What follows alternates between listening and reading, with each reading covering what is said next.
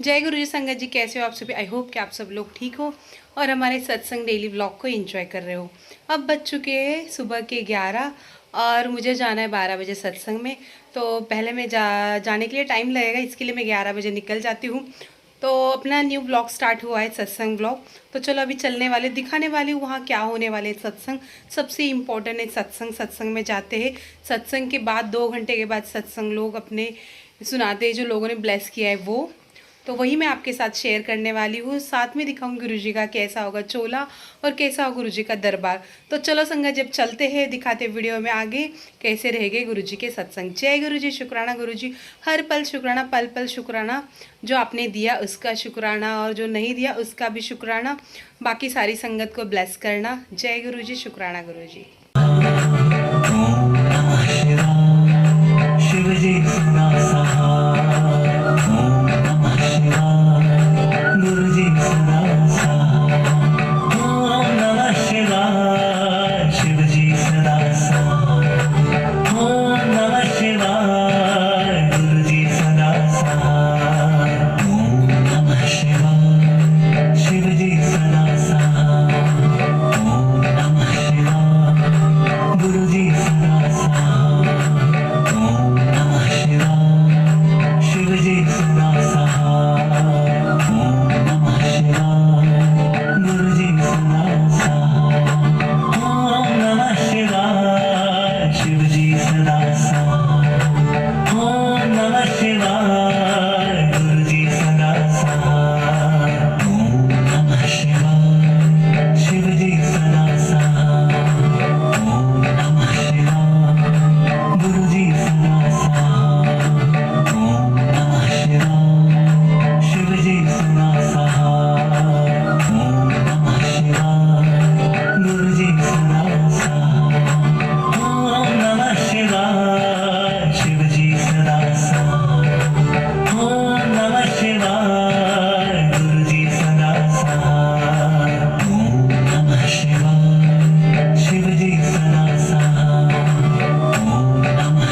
ओम नमः शिवाय, गुरुजी सदा सहाय, ओम नमः शिवाय, शिवजी सदा सहाय, ओम नमः शिवाय, गुरुजी सदा सहाय, ओम नमः शिवाय, शिवजी सदा सहाय, ओम नमः शिवाय, गुरुजी सदा सहाय, ओम नमः शिवाय, शिवजी सदा सहाय, ओम नमः शिवाय, गुरुजी सदा सहाय, ओम नमः शिवाय, शिवजी सदा सहाय,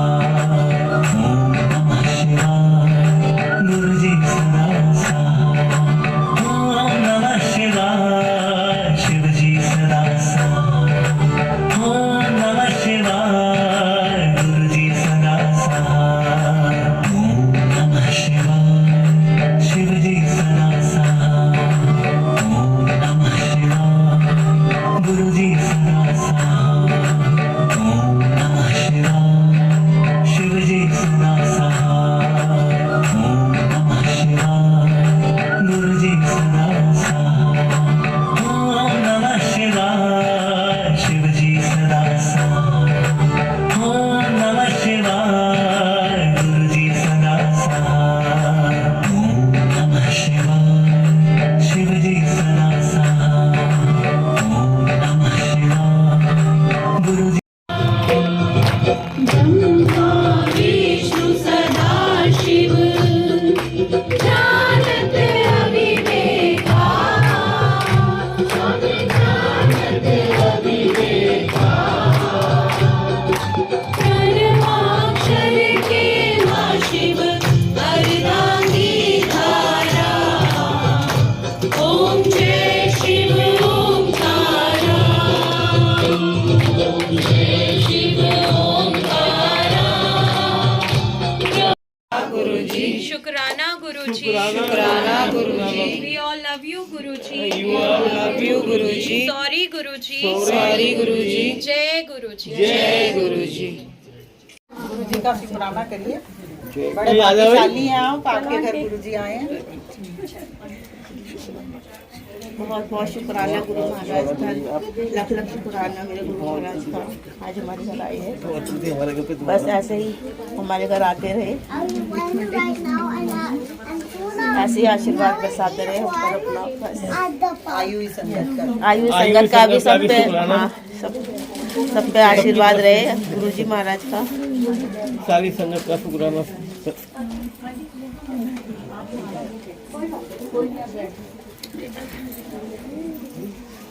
आज मेरे को थोड़ा सा आप लोगों से 5-7 मिनट थोड़ा सा चाहिए। कुछ गुरुजी मेरे को भाव दे रहे हैं और मेरे मन में जो भी दे रहे हैं वो मैं आप लोगों से शेयर करना चाहती हूँ। सबसे पहले गुरुजी का बहुत बहुत शुक्राना, दिल से शुक्राना, अनंतम शुक्राना। गुरुजी ने आज इस घर में सत्संग करवाया है, गुरुजी आए हैं, ये आज गुरुजी का घर है। और आई हुई संगत का भी शुक्राना। गुरुजी की मर्जी से ही हम लोग सब लोग यहाँ पे आ पाते हैं। गुरुजी का हुक्म होता है तभी आ पाते हैं। जब तक गुरुजी की इच्छा नहीं होती है, परमिशन नहीं होती है, कोई भी संगत इस दरबार में अपनी हाजिरी नहीं लगा सकती है। और सबसे पहले मैं शुक्राना इस बात का करूँगी कि मैं अभी आ रही थी और रास्ते में अभी आई टावर के नीचे एंट्रेंस पे कुछ स्लिपरी सा हो रहा था और मेरे को लग रहा था टाइम हो रहा है, तो मैं थोड़ा सा हो सकता है जल्दी में आ रही थी और मैं गिर गई। बहुत तेज़ गिरी हूँ, बहुत ही तेज़ गिरी हूँ। मतलब आप ये समझ लीजिए कि गुरुजी ने दोनों हाथ जैसे मेरे को संभाला है, मेरे को सहारा दिया है। मैंने गुरुजी की प्रेजेंस, गुरुजी को मतलब एकदम अपने करीब महसूस किया है।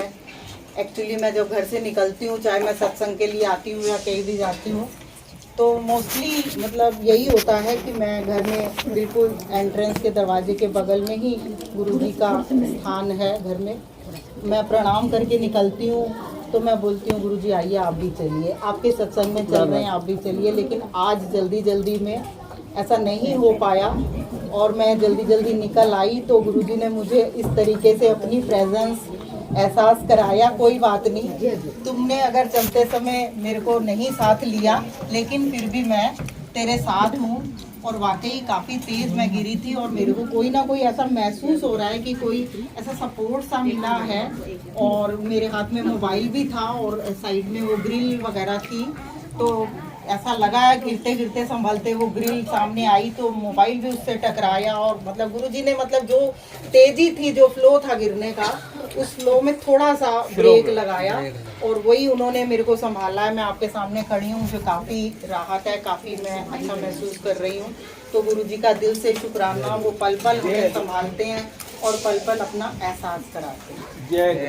इसके बाद ये है कि आज जो गुरुजी का यहाँ पे दरबार है, गुरुजी का सत्संग है, ये गुप्ता अंकल की बेटी की शादी के उपलक्ष्य में गुरुजी जैसे अपना हम लोग शुभ काम करते हैं, पहले देवी देवताओं को बुलाते हैं, गुरु को बुलाते हैं, उस तरीके से गुप्ता जी आंटी और अंकल ने आज गुरुजी को बुला करके आशीर्वाद लेने के लिए, अपने घर परिवार के लिए, अपनी बेटी के लिए शुभकामनाएं गुरुजी से सब तरीके का कल्याण कराने के लिए आज गुरुजी को बुलाया है।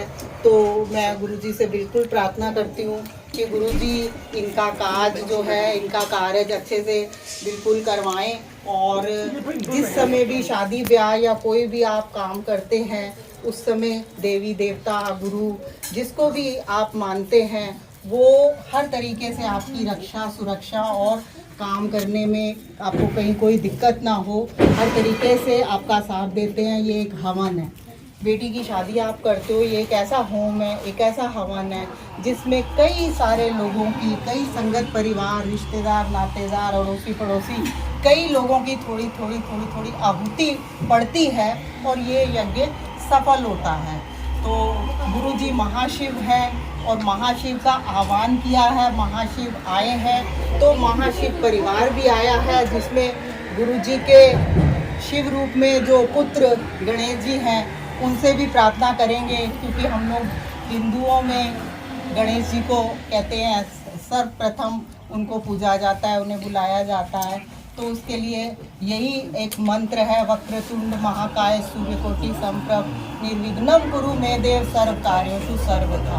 तो गणेश जी भगवान आपके सारे कार्य निर्विघ्न करें, किसी प्रकार की बाधा ना आए। गणपत गणेश हमेशा आपके साथ रहें और शिव परिवार पूरा रक्षा करे, सुरक्षा करे और सब अच्छे से शांति से हो जाए। क्योंकि जिस समय घर में कोई भी शुभ काम होता है अड़चने आती हैं, कई तरीके की अड़चने आती हैं, लेकिन घर के लोगों को उस समय डीफ एंड डम, गूंगे और बहरे हो जाना होता है।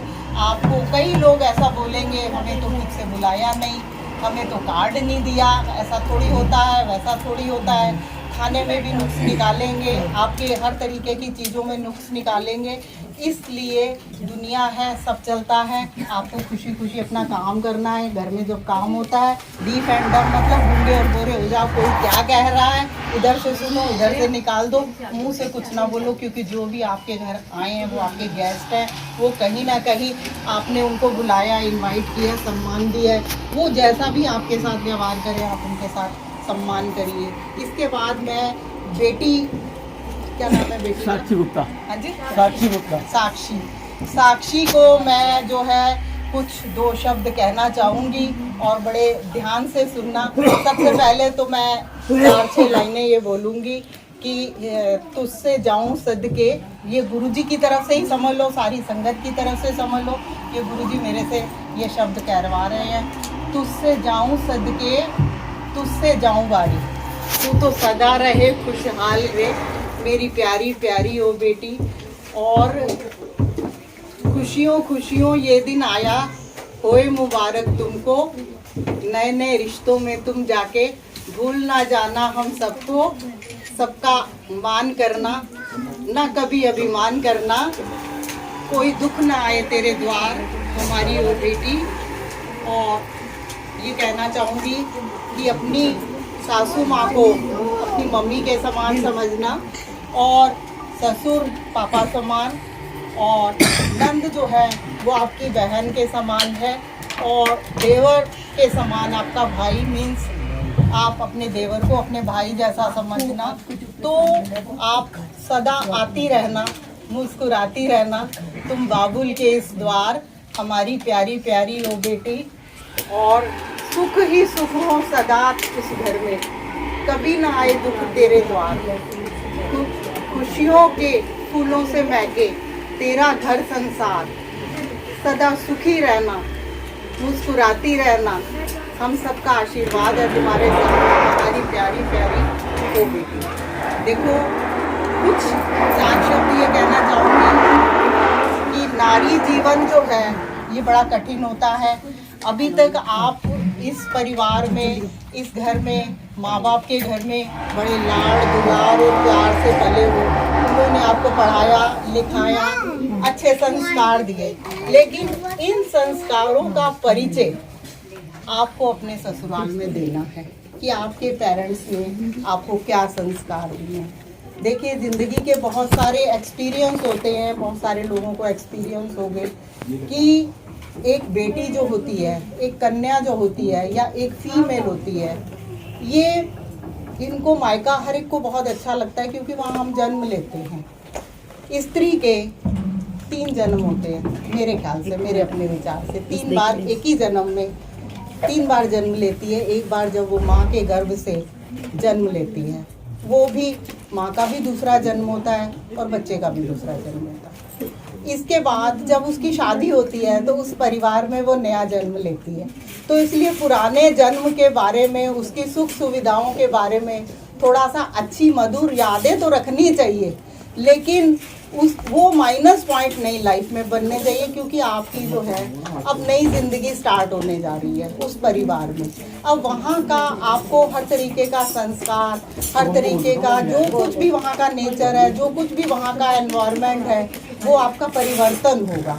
उसको आपको एब्जॉर्ब करना है अच्छे से, खुले दिल से, तहे दिल से। और तीसरा जन्म लड़की का तब होता है जब वो खुद माँ बनती है।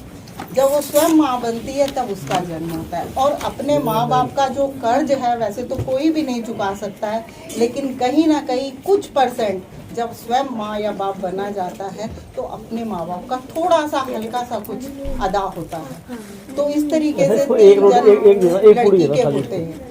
और लड़की को हमेशा आप ये देखिए, मायके और ससुराल में मैं फर्क बता रही हूँ। मायके में लड़की जो है वो पूजनीय होती है, कन्या होती है। कन्या रूप में आपने देखा होगा कि 10, 11, 12 साल तक की उम्र में तक लड़की को कन्या भोज भी कराया जाता है, सब है, लड़की पूजी जाती है। लेकिन मायके में लड़की कितने भी साल की हो जाती है, शादी ब्याह भी हो जाता है, खुद भी माँ बन जाती है, पर वो हमेशा पूजनीय रहती है। कई परिवारों में मैंने देखा है, अब तो ऐसा नहीं है, लेकिन फिर भी कन्याओं के पैर छूते हैं, शादी हो जाती है उस लड़की की, तब भी माँ बाप पैर छूते हैं क्योंकि वो पूजनीय होती है। लेकिन ससुराल में लड़की भोगनीय होती है, कन्या भोगनीय बहू बन जाती है।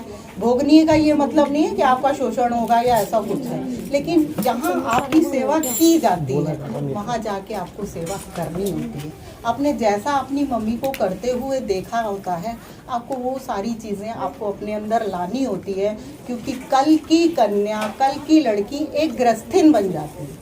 उस गृहस्थी के जो भी तौर तरीके हैं वो आपको अपनी मम्मी और सास को देख करके सीखने होते हैं। उस समय कंपैरिजन यही आता है कि जैसे बच्चे को स्कूल में डालते हैं तो टीचर अच्छी नहीं लगती है, घर जाने का बच्चे का मन करता है। 2, 5 साल, 7 साल का जो भी बच्चा, छोटा बच्चा प्ले ग्रुप में डालते हो, करते हो, किसी को भी बड़े होने तक जब तक पढ़ाई की वैल्यू नहीं समझ में आती है तो उसको स्कूल और टीचर बिल्कुल नहीं अच्छे लगते हैं। कैसे हम लोग ज़बरदस्ती बच्चों को भेजते हैं, सेम ऐसे ही कन्या जब दूसरे परिवार में जाती है तो उसको एडजस्ट होने में टाइम लगता है। वो अपने माँ बाप वाला माहौल, अपने मायके वाला माहौल वहाँ पे देखना चाहती है, लेकिन वहाँ पे माहौल थोड़ा चेंज होता है।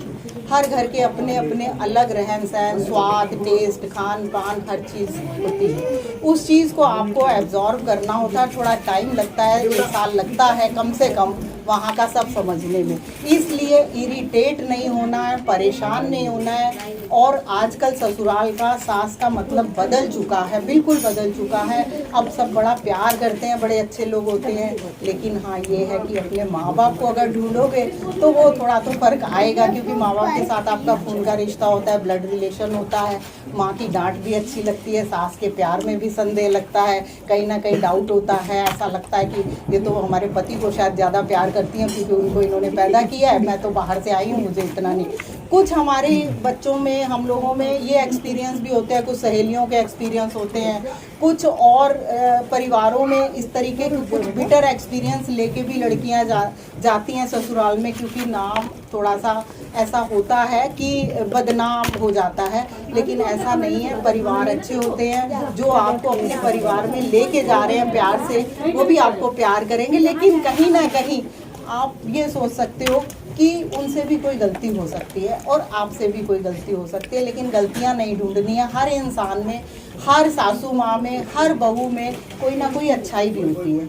इसलिए एक परिवार से दूसरे परिवार में अपने आप को स्थापित करने में, जैसे कि एक प्लांट को आप जड़ से उखाड़ के दूसरे जगह पे, दूसरे घर में ले जाते हो और उसको जब लगाते हो तो उसको भी जड़ पकड़ने में, मिट्टी पकड़ने में टाइम लगता है। इसी तरीके से इसलिए हर बेटी को भी इस तरीके के संस्कार लेके जाना चाहिए कि उसके माँ बाप की वहाँ पे तारीफ हो के बड़े अच्छे संस्कार दिए, क्योंकि माँ बाप पढ़ाते हैं, लिखाते हैं, आपसे उतना काम नहीं लेते हैं। एक तो आप पढ़ाई में बिजी होते हो, दूसरा क्या है कि माँ बाप के दिल में होता है कि सारी ज़िंदगी करना तो है ही है, यहाँ पे बच्चा आराम कर ले, कोई बात नहीं, पूरी ज़िंदगी गृहस्थी चलानी है तो ये सब होना ही है।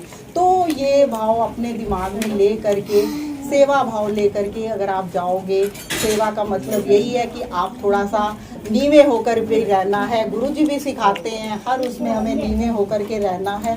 तो इसलिए जितना नीवा चलोगे उतना आपको अच्छा लगेगा, एडजस्टमेंट होने में कोई दिक्कत नहीं आएगी, आप उतने प्यार से अच्छे से एडजस्ट हो पाओगे और आपके माँ बाप की भी तारीफ होगी कि क्या लड़की ने संस्कार पाए हैं, बहुत अच्छे संस्कार वाली बेटी हमारे घर आई है। क्योंकि माँ बाप के संस्कारों का इंट्रोडक्शन आप वहीं पे जाकर के, प्रसाद ले लिया आपने? यहाँ पे आपको प्यार मिला है, यहाँ पे आपको लाड़ दुलार मिला है। माएँ जो हैं वो अपनी बेटी को ज़्यादा से ज़्यादा इसलिए प्यार करती हैं कि इसने पराए घर जाना है, करना है, अपना बच्चा है, उससे ज़्यादा नहीं मतलब कुछ इस तरीके की सेवाएं लेना चाहती है। उल्टा माँ सेवा करती है बेटी की आखिरी दम तक। लेकिन वहाँ जाकर के वो आपका घर है, आप वहाँ के नौकर नहीं हो। बहुत सी लड़कियों के दिमाग में ये आ जाता है कि जो भी काम घर का है, अरे 5,000 10,000 रुपये काम वाली को तो सब काम हो जाता है। ठीक है, काम वाली रखो, सब रखो, लेकिन कोशिश करो, गुरुजी भी यही कहते थे कि खाना जो है स्त्री अपने हाथ से बनाए। आप तैयारी करा सकते हो, लेकिन खाना जब एक लेडी, चाहे वो माँ के रूप में, बेटी के रूप में, बहू के रूप में, बहन के रूप में, किसी भी रूप में, एक लेडी, एक फीमेल जो अगर अपने हाथ से खाना बनाती है, वो परिवार एक मुट्ठी रहता है। क्योंकि आपके अंदर एक प्यार का भाव रहता है। जिस समय आप अपने पापा के लिए खाना बनाते हो या अपने पति के लिए या बेटे के लिए खाना बनाते हो, 2 पराठे भी नमक के बना के देते हो ना, उसमें जो स्वाद होता है उसके साथ वो प्यार होता है। वो प्यार रिफ्लेक्ट करता है कि आपके घर में एकता बनी रहती है। क्योंकि हमारे गुरुजी भी ये कहते हैं, हमारे बुजुर्ग भी ये कहते हैं, हमारे माँ बाप भी यही कहते थे। हर लड़की, प्लीज आंटी थोड़ा सा ध्यान से सुन लीजिए, गुरुजी कुछ कहलवा रहे हैं, हम कह रहे हैं, हो सकता है आप लोग को अच्छा लगे, हम नहीं कह सकते हैं। लेकिन ये है कि पेट के रास्ते दिल का रास्ता खुलता है। इस चीज को आप थोड़ा सा अगर बारीकी से सोचोगे तो इस चीज पे इम्प्लीमेंट करोगे, अमल करोगे, इस चीज को आप फील करोगे कि दिल तक जाने का रास्ता पेट के रास्ते से जाता है। जब आपकी मम्मी आपको कितना प्यारा सा, अच्छा सा, टेस्टी सा, यमी सा खाना बना के खिलाते हैं, आपको मम्मी के लिए कितना प्यार आता है। इसी तरीके से आप पत्नी के रूप में जब पति के घर जाते हो या बहू के रूप में सासू माँ के घर जाते हो और वहाँ पे भी ये सेवा भाव और थोड़ा सा टेस्टी सा खाना या कुछ भी उनके मन का बना के देते हो, तो बंदे का मन खुश हो जाता है और दिल में आपके प्रति बड़ी जगह बनती है। देखिए, ये 2 हाथ ईश्वर ने दिए हैं, गुरुजी ने दिए हैं। ये अगर हम 2 हाथ ज़्यादा चला लेंगे, मुंह कम चलाएंगे, जबान ईश्वर ने एक दी है, बहुत शक्तिशाली है, दिलों पे राज कराती है और दिलों को खट्टा भी कर देती है, दिल से उतार भी देती है। लेकिन ये 2 हाथ है, कहते हैं बोलो 1 गुना, क्योंकि जबान एक है, मुंह एक है, करो 2 गुना। ईश्वर ने 2 हाथ दिए, 2 के मतलब यह है कि जस्ट डबल आपको करना है। और जितना आप सेवा भाव रखोगे, जितना इस शरीर से आप और हम काम लेने की कोशिश करेंगे, जो काम भी हम कर सकते हैं, उतना हमारा शरीर सुंदर, एक्टिव, स्मार्ट और हेल्दी बनेगा। हमसे दुख बीमारियां दूर रहेंगी क्योंकि हम एक्टिव हैं, हमारा ब्लड सर्कुलेशन होता रहता है। तो इस चीज़ का ये भाव अगर मन में रखोगे कि कोई कर रहा है या नहीं कर रहा है, हमें करना है।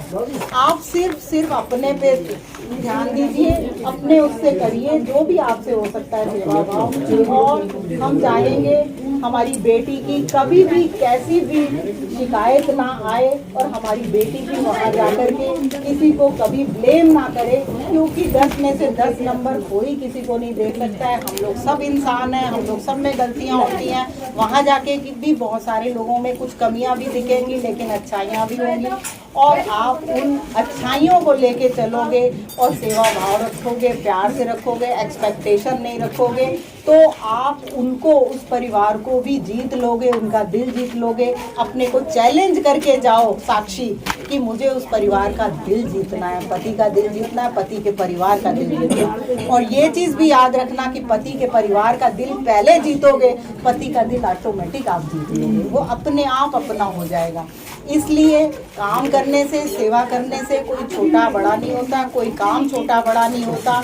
और आपके मन में ये होना चाहिए कि आप मूवी देखने भी जाओ, क्लब में भी जाओ, कहीं भी जाओ, लेकिन घर में अगर किसी समय मेड नहीं आई है तो झाड़ू लगाना पड़े तो कॉम्प्लेक्स नहीं होना चाहिए कि मैंने तो अपने मायके में कभी एक चम्मच नहीं धोया, या मैंने तो अपने घर में कभी झाड़ू तक नहीं उठाई है, मेरी मम्मी तो ये नहीं कराती थी। देखिए, माएँ संस्कार देती हैं, प्यार देती हैं, सासू माँ शिक्षक होती है। सासू माँ आपको एक अच्छी गृहस्थी चलाने का मैसेज देती है, आपको सिखाती है कि आप कैसे आप अच्छी गृहस्थी चला सकते हो। वो आपकी एक बहुत अच्छी मोटिवेशनल हो सकती हैं, बहुत अच्छी शिक्षक हो सकती है, जो आपको वो टिप्स देंगी। वो टिप्स आपकी पूरी ज़िंदगी लाइफ लॉन्ग काम आएंगे। तो वो आपकी ज़िंदगी संवारती हैं, इसलिए उनसे ऐसा मत सोचिएगा, कंपैरिजन मत करिएगा, उनको प्यार से रहिएगा, क्योंकि सासें बुरी नहीं होती हैं, माँओं से भी अच्छी भी होती हैं। क्योंकि आपको ज़िंदगी भर उन लोगों के साथ गुजारा करना है, तो कमियां ना ढूंढते हुए उनके प्यार ढूंढिए, उनसे प्यार लीजिए, उनसे दिल में जगह बनाइए। महलों का राजा मिला, आपकी बेटी राज करे, भगवान करे खुश रहे, सुखी रहे, सुहागिन रहे। यही गुरुजी कहलवाना चाह रहे थे। और मेरी बात किसी को भी खराब लगी हो तो मैं माफ़ी चाहती हूँ, मैं गुरुजी से भी माफ़ी चाहती हूँ। मेरे को जो भाव आए मैंने वो आपके सामने रख दिए। ये ज़िंदगी का तजुर्बा है, गुरुजी ने जो सिखाया है वो मेरे मुँह से निकला है। शुक्राना। जय गुरु जी संगत जी। तो यहाँ पे नीलम आंटी ने काफ़ी सुंदर बातें बताई है अपने जीवन के लिए, हर एक लेडीज़ के लिए काफ़ी सुंदर चीज़ें थी। जय गुरु जी आंटी, शुक्राना गुरु जी, हर पल शुक्राना जो आपने अच्छी अच्छी बातें सिखाते हो। जय गुरु जी। मैनी भी मेरा सतगुर ऊंचा, उच्चियां दे संग